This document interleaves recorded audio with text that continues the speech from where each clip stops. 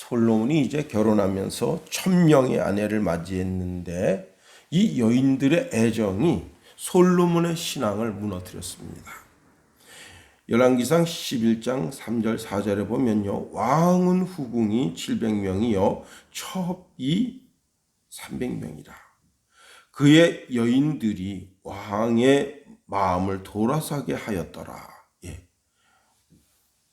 이스라엘 하나님 잘 섬기는 데에서 우상 섬기는 대로 마음을 돌이키게 했다는 거예요. 4절에 보면요. 솔로몬이 나이가 많을 때에 그의 여인들이 그의 마음을 돌려 다른 신들을 따르게 하였으므로 왕의 마음이 그의 아버지 다윗의 마음과 같지 아니하여 그의 하나님 여호와 앞에 온전하지 못하였으니 그랬습니다. 결국은 예루살렘 도시가 우상 도시가 된 겁니다. 무엇 때문에 그렇게 된 거예요? 많은 처첩과 후궁을 두게 되면서 예루살렘을 우상 도시가 되게 한 거예요. 사람이 환경의 지배를 받는다는 사실입니다. 그런데 그 환경 중에 가장 강력한 게 뭐냐? 아내의 환경입니다. 아내의 영향력이에요. 아내가 매일 옆에 붙어서 잔소리를 해대면서 아내에게 딱 맞는 스타일의 사람으로 바뀌어가게 되는 겁니다. 친구 따라 강남 간다 하잖아요. 아내 따라 천국 간다. 오늘 본문에 아합은 아내를 잘못 만나서 인생 종쳤다 하는 인물이 될 수 있습니다. 하나님 섬기는 딸을 아내로 맞았으면 천국 가는데 이렇게 바알 아세라 신을 섬기는 딸을 아내로 맞이하니 지옥 가는 거예요. 에덴의 아담도 아내를 잘못 다스림으로 말미암아 그 아내가 계속해서 아담을 들쫓은 게 아닌가.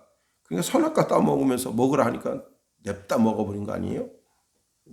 오늘 아합은 바로 그런 인물과 같습니다. 아내가 따주는 선악과를 덥석 먹어버림으로 말미암아 하나님의 축복으로부터 비껴나간 그런 인물이다. 그러면 이 아합이 지은 죄가 뭐냐? 그는 여로보암의 죄를 따라서 동일한 죄를 졌다는 겁니다. 29절 말씀 보세요. 유다의 아사왕 제38년에 오므리 아들 아합이 이스라엘 왕이 되니라. 오므리의 아들 아합이 사마리아에서 22년 동안 이스라엘을 다스리니라. 30절 오므리의 아들 아합이 그의 이전의 모든 사람보다 여호와 보시기에 악을 더욱 행하여 그랬습니다. 이 본래 아합이라고 하는 말 뜻이 뭐냐면 아버지의 형 그런 뜻이에요. 야, 어떻게 이름을 지을 때 이렇게 지을 수 있을까요? 응? 자, 아들이 이러한 이름을 가진다고 하는 것은 아주 불경한 모습이죠. 응? 아니 무슨 아버지의 형? 아버지의 형? 야, 이거 말도 안 되는 거예요. 그런데 이걸 조금 다르게 생각하면요, 이게 아주 큰 의미가 있습니다. 뭐냐? 아버지를 존경하며 따른다라고 하는 개념으로 본다면 이것만큼 좋은 이름이 없어요. 아버지를 존경하고 아버지의 삶을 따른다. 그래서 아버지의 형이다. 야, 참. 자, 그러니 아합은 아버지에게로부터 보고 배운 것, 어떻게 하면 군사를 강하게 하고 외교를 강하게 하고, 사실 아합은 외교를 강하게 하고 군사를 강하게 한 그런 왕입니다. 그게 나쁜 것은 아니잖아요. 그런데 그 이면이 불신앙이에요. 하나님에 대한 불신앙 가운데서 그렇게 행한 겁니다. 아합은 20년 동안 주전 874년에서 853년까지 다스렸는데 아랍의 위협인 시돈, 오늘날로 말하면 베니게와 동맹하면서 시돈을 대적했습니다. 그러니까 나라가 편안해지게 됐어요. 나라가 편안해지게 되니까 그때부터 우상 숭배에 깊이 빠집니다. 그래서 30절 중간절에 여호와 보시기에 악을 더욱 행하여 그랬습니다. 즉 자기 아버지보다 더 악하게 행동하게 됐다는 겁니다. 오늘날로 말하면요, 그 아버지는 일본 야스쿠니 신사에 개인적으로 공물을 바쳤어요. 그런데 아합은 그 정도가 아니라 아주 국가적 행사로 공물을 갖다 바쳤다 할 수 있습니다. 다시 말하면 종교적 행사를 국가 행사로 끌어들인 인물이 바로 아합입니다. 그러니 아합은 우상 숭배로부터 자기 마음을 돌이킬 수 없을 정도로 깊게 관여하게 된 겁니다. 한 여인이 그 집에 들어오면서 그 집안이 일어서고 그 집안 사람이 다 천국 백성 됩니다. 그런데 잘못된 여인이 그 집에 들어오면 그 집안 사람들이 다 원수지간이 됩니다. 신기하죠. 시어머니와 며느리가 싸워대고, 시아버지와 며느리가 싸워대고, 시누이와 며느리가 싸워대고, 사방팔방 원수예요. 그러나 예수님 잘 믿는 처녀가 그 집에 들어오면 그 집이 천국이 됩니다. 두 번째로 아합은 이방신 숭배의 대표자라 할 수 있는 이세벨을 아내로 맞았습니다. 31절 보세요. 느밧의 아들 여르보암의 죄를 따라 행하는 것을 오히려 가볍게 여기고 시돈 사람의 왕 엣발의 딸 이세벨을 아내로 삼고 가서 바알을 섬겨 예배하고 그랬습니다. 자, 아합은요, 우상 숭배하는 죄를 가볍게 생각했습니다. 하나님께서 질투하시는 죄가 있어요. 일반적인 죄는 질투하지 않으셔요. 질투하시는 죄가 있는데 그게 우상 숭배입니다. 아니, 내 아들이 옆집 애기 아빠 보고 아빠 그러면 아빠인 내가 그걸 때 얼마나 화가 나겠어요. 옆집 새댁이 이쁘다고 엄마 그러면 내가 얼마나 화가 나겠어요. 나를 보고 아빠라 하고 내 아내를 보고 엄마라 해야지. 아니, 춘천 시장이고 돈 좀 있겠다 싶고 권세도 있고 그러니까 시장 보고 아빠 그러면 되겠어요? 시장 부인들은 엄마 하면 되겠어요? 그런 자식은 아주 경을 쳐야죠. 자, 여기 31절 말씀해 보면 오히려 가볍게 여겼다 했어요. 이 가볍게 여긴다고 하는 것은 아무것도 아닌 것처럼 여겼다는 겁니다. 시시하게 여겼다는 거예요. 우상 숭배하는 죄는 뭐 그렇게 큰 죄가 아니야. 뭐 이렇게 생각하고 오히려 그 죄에 대하여 아주 당당했다는 거예요. 오늘날도 자기 자신이 죄를 짓고 그 죄에 대하여 당당한 사람들이 많습니다. 우리는 그런 사람을 가리켜서 양심의 화인 맞았다고 하죠. 죄를 죄로 여기지 않는 거예요. 절대 잘못했습니다라고 고개 숙이지 않아요. 최근에 이제 그 법무부 장관인가요? 지낸 분이 외눈이라고 하는 단어를 써가지고 아주 그냥 나라를 발칵 뒤집어 놨습니다. 원래 이 외눈이라는 게 국어사전에 나온대요. 그래도 사람을 외눈이라 그렇게 부르는 것은 아주 비하해서 부르는 거잖아요. 뭐 외눈박이, 그것도 아주 비하해서 부르는 거고 외눈이라고 하는 단어도 비하해서 부르는 겁니다. 그러면 죄송합니다.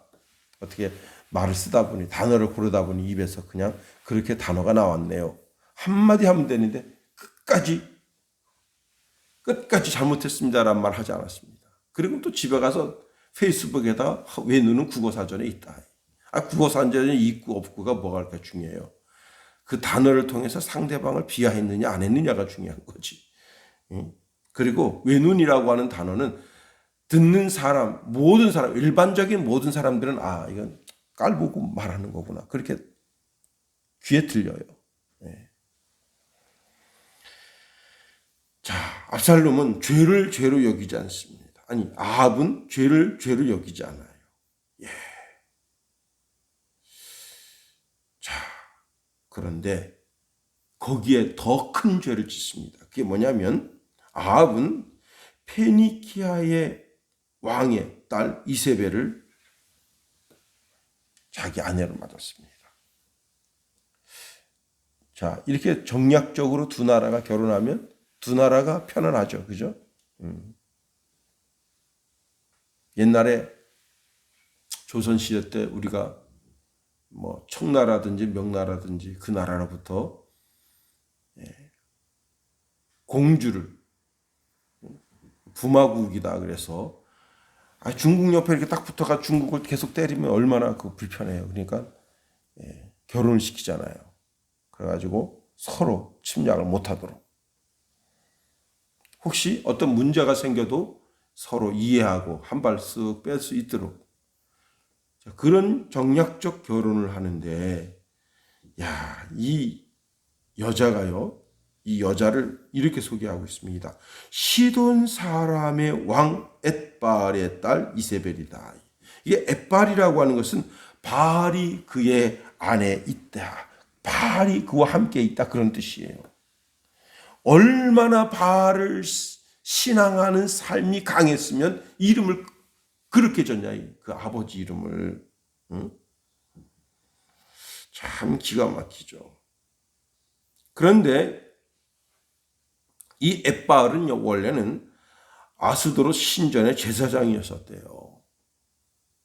그런데 그가 당시 왕을 죽이고 그리고 그 왕자리에 오른 사람입니다. 얼마나 잔인했던지 이 사람이 32년 동안 통치를 하고 68세에 죽었는데 아주 잔인하고 극성스럽고 악을 즐기는 자였다는 거예요.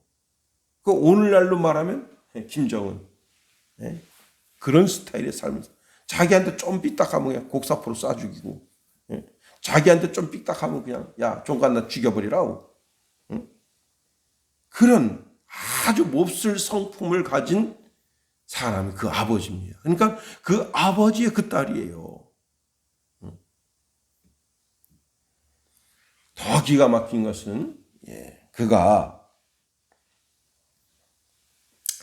바알의 산당과 바알의 전을 사마리아 성, 그것도 왕이 사는 집을 왕궁이라 하잖아요. 왕궁 안에다 지었다는 거예요. 32절 말씀 보세요. 사마리아에 건축한 바알의 신전 안에 바알을 위하여 제단을 쌓으며 또 아사랴 상을 만들었으니 이는 그 이전에 이스라엘 모든 왕보다 심히 이스라엘 하나님 여호와를 노하시게 하였더라 그랬어요. 자, 사마리아는 이스라엘 나라의 핵심 수도가 되고 그리고는 이제 자기를 위해서 왕궁을 짓는데 왕궁을 지으면서 왕궁 안에다가 그냥 자기 집이에요. 자기 집을 지으면서 그 집 안에다가 바알 신전을 들여놨다는 거예요. 그 무슨 뜻이냐? 매일같이 바알 신전에 가서 바알 신을 예배하도록 아세라 신을 예배하도록 하기 위해서 이게 어떻게 되었는가 하면 이제 그 바알 이게 사마리아 성 옛 성터를 이제 조사합니다. 거기에서 이게 발견된 거예요.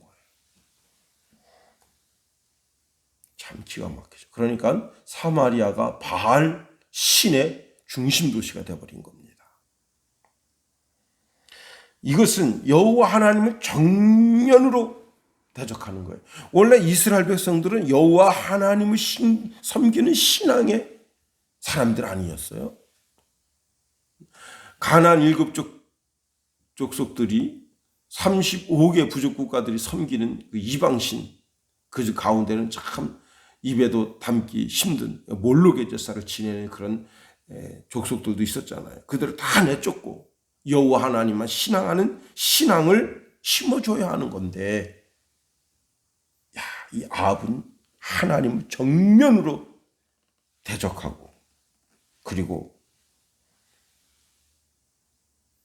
오히려 사마리아가 바알신 아세라 신의 중심이 되게 하고 이스라엘 백성 전체들이 바알과 아세라에게 마음을 돌리게 하는 심히 어리석은 짓을 하게 됐습니다.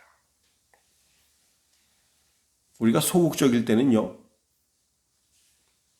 우상에 대하여, 바알이나 아세라에 대하여, 무당에 대하여, 귀신에 대하여 그냥 그럭저럭합니다. 그런데 적극적인 불신앙이 되면 어떻게 되느냐? 그걸 섬겨요. 자기 집안에다가 신당을 만들고 일어나서 그 신에게, 또 누우면서 그 신에게. 오늘 아합이 그렇게 된 겁니다. 그런데 이것은 심판의 날에 견디지 못하는 어마어마한 죄악이 된다는 사실입니다.